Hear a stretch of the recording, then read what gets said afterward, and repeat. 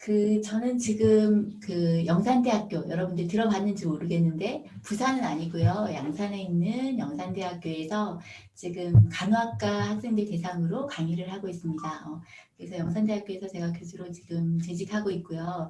오늘 이제, 이렇게 중학생 대상으로 제가 강의를 이제, 요청받아가지고 오게 됐어요. 그래서 중학생들하고는 처음으로 제가 강의를 하는 것 같아요. 그래서 어떨지 되게 많이 기대하고 또 왔었어요.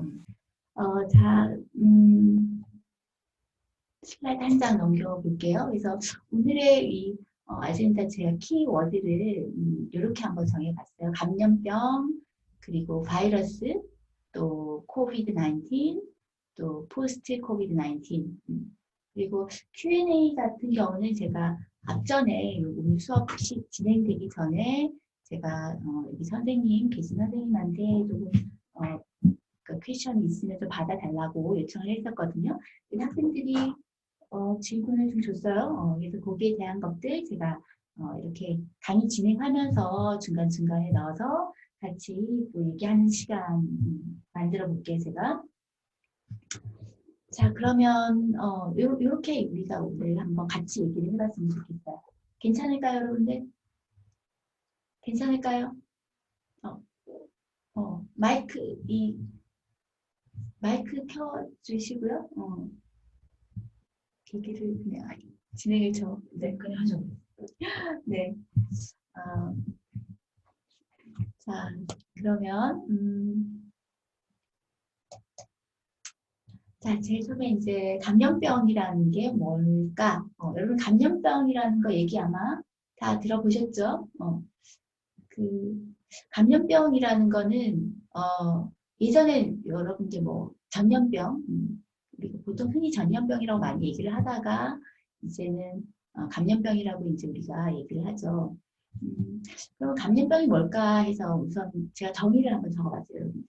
오늘 우리가 처음 주제 감염병이 주제로 제가 강의를 요청받았거든요. 그래서 감염병이 뭐다라는 걸 정확하게 한번 얘기를 여러분들 할 수 있어야겠죠. 그래서 어쨌든 이거는 특징이 전파가 되는 거예요. 특징은 우선 여러 가지 병원체에서 여기서 병원체라고 하는 것은 여기 보시면 자, 세균이라든지 또는 바이러스 또 진균, 기생충 뭐 이거 말고도 굉장히 많은 여러 병원체가 있어요. 이런 것들에 의해서 감염되어서 발병되는 그런 질환을 우리가 감염병이라고 하죠. 그래서 이것을 우리가 영어 명칭, 그러니까 영문명으로 우리 표현을 하면 인펙션이라고 하면 보통 우리가 감염인데 감염병을 인펙션이라고 하기도 해요. infectious disease라고 하든지 또는 transmissible disease 또는 communicable disease 이렇게 우리가 단어 영어 명칭을 이렇게 쓰곤 해요. 그렇다면 이제 이러한 감염병의 특징은 전파거든요. 전파. 어떠한 경로를 통해서 전파가 될까? 이렇게 보면 여기 보시면 뭐 음식, 그죠? 또는 뭐 접촉이라든지 또는 호흡이라든지 이것 말고도 굉장히 많은 다양한 전파 경로가 있다는 것. 그래서 보면은 감염병, 전염병이 만약에 발병했을 때 아까 이건 병원체에서 감염되는 질환이라고 했거든요. 그래서 어떤 병원체를 어떻게 우리가 차단할 것인지 그것이 하나의 큰 어떤 중요한 어떤 문제가 될 거고요. 그리고 또 한 가지는 이 전파가 어떻게 안 되도록 할 건지 그것을 어떻게 차단할 건지 그 정도를 가지고 우리가 이제 이것을 컨트롤할 수 있겠죠. 자, 그래서 어쨌든 감염병 대략적인 내용은 이렇고요.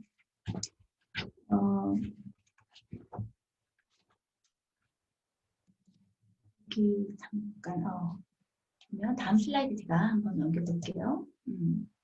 그렇다면 이제 바이러스라는 것을 제가 좀 좁혀 들어왔어요. 아까 우리가 감염병이라고 했을 때 병원체에서 감염된 질환이라고 했는데 병원체라는 것 가운데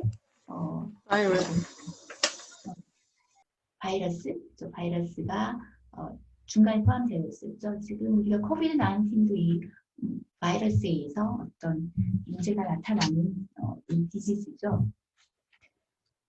여기 보면 바이러스, 자, 슬라이드 한 장 더 넘겨서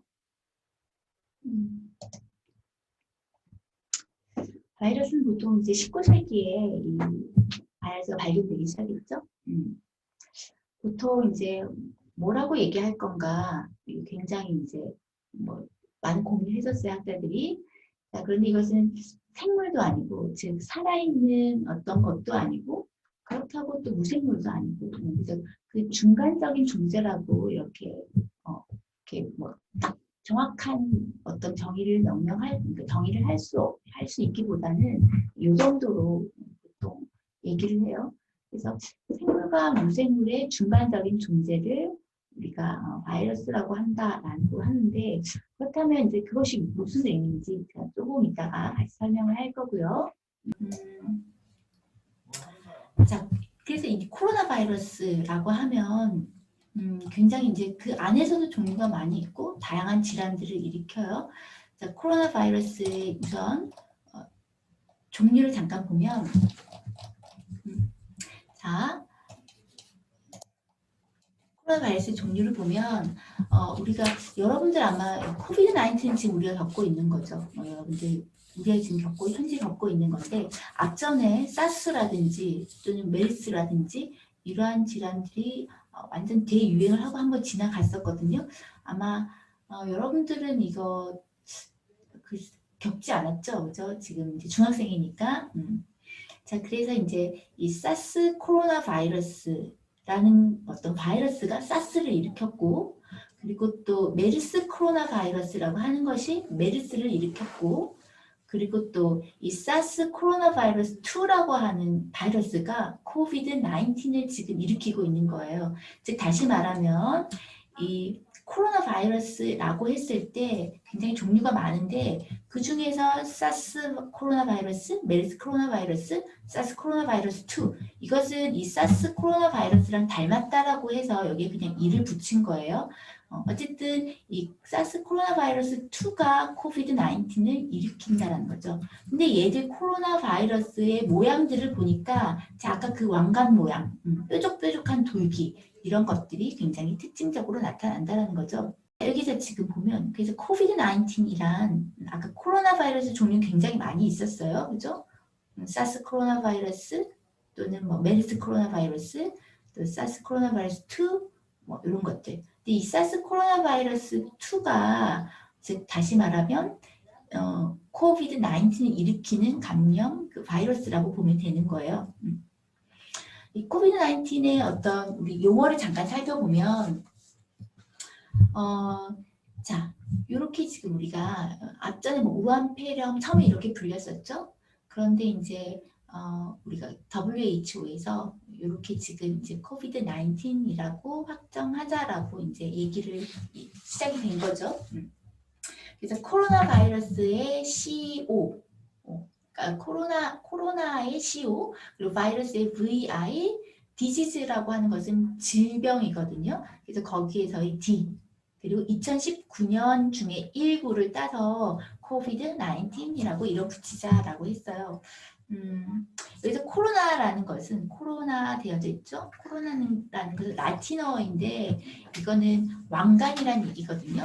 아까 내가 코비드 19 그 바이러스 모양을 두고 생각을 했을 때 뾰족뾰족한 스파이크, 그 돌기가 있다라고 했었죠. 그 돌기가 왕관 모양이다. 그래서 이 왕관이 그러니까 왕관의 어떤 그 우리 명칭을 라틴어로 코로나라고 해요. 그래서 여기서 코로나 바이러스라고 이름이 붙여졌다는 거.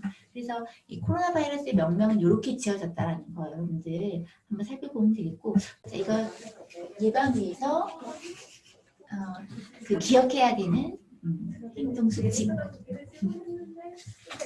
자, 여기 보면 먼저 흐르는 물에 손을 씻어라. 그런데 뭐라고 되어 있어요, 여러분들? 비누로 꼼꼼하게 손을 씻어라 라고 되어 있죠. 비누로 꼼꼼하게 손을 씻기. 여기서 우리가 그냥 손을 씻는 거는 별 의미가 없어요, 여러분들. 중성 세제, 중성 물질인 그 비누를 사용해서 얘를 씻어내야 된다는 거죠. 왜 그런가 하면 아까 코로나 바이러스에 그 뾰족뾰족한 스파이크가 있었죠? 돌기가 있었죠? 그 돌기가 어디에 붙어 있는가 하면 자 이게 이거 화면을 보면서 좀 얘기를 하면 좋은데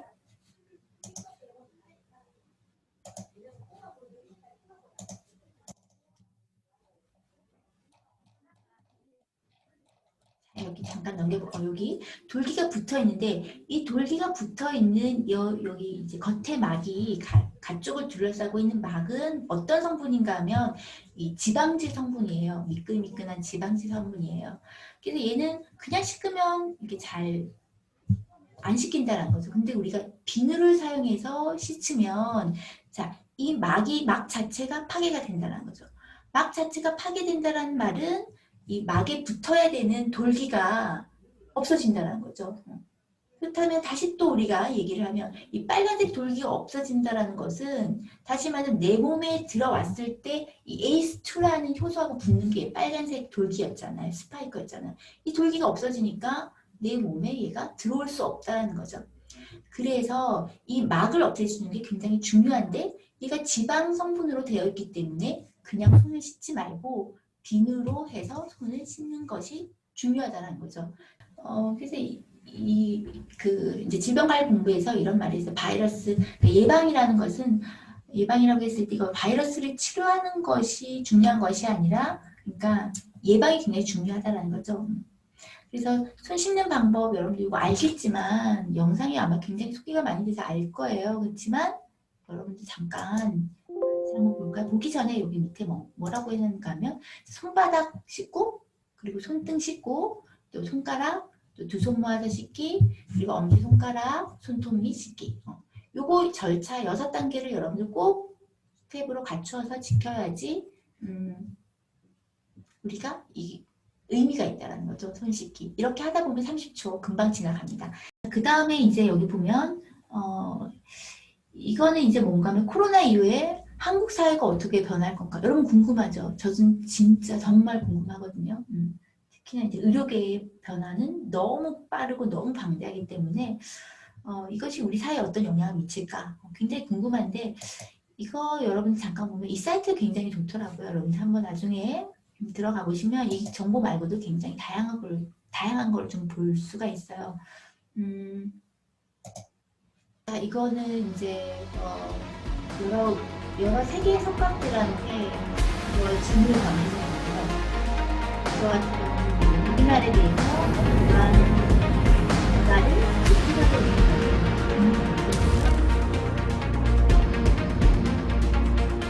외교부에서 이제 있더라고요.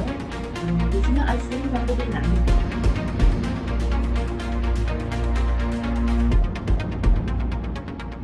영상 짧거든요. 보고 얘기하고. Bonsoir, Monsieur Guissormand. J'apprécie vraiment que vous ayez accepté de faire cette interview avec nous. C'est très gentil de m'inviter. C'est toujours un plaisir que de discuter avec mes amis coréens et vous êtes une grande amie coréenne.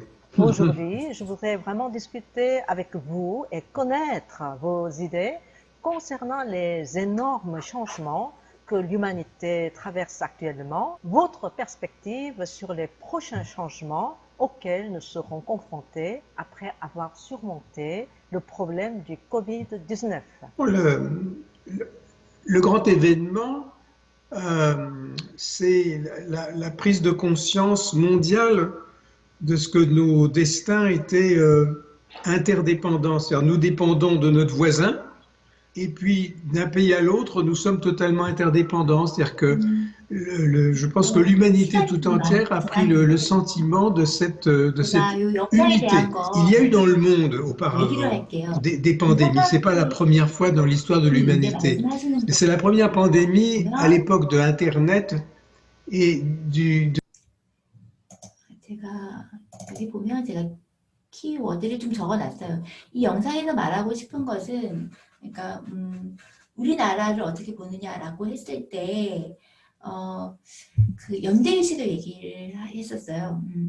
우리나라는 일단 서양보다는 개인주의적은 아니고 개인주의 서양보다는 좀 낫잖아요, 그죠?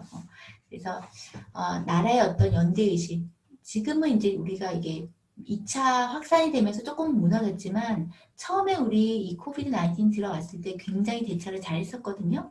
모두가 한마음 한뜻이 되어서 이것을 아주 단시간 내에 세계적으로 굉장히 유명했었죠. 우리나라 유명세를 탔었죠. 이것이 가능했던 이유가 우리가 함께라는 이런 연대의식이 있다라는 거. 그래서 세상의 세계의 어떤 다른 사람들이 우리나라를 봤을 때 그런 연대의식에 굉장히 감동했다라는 얘기를 했었고요.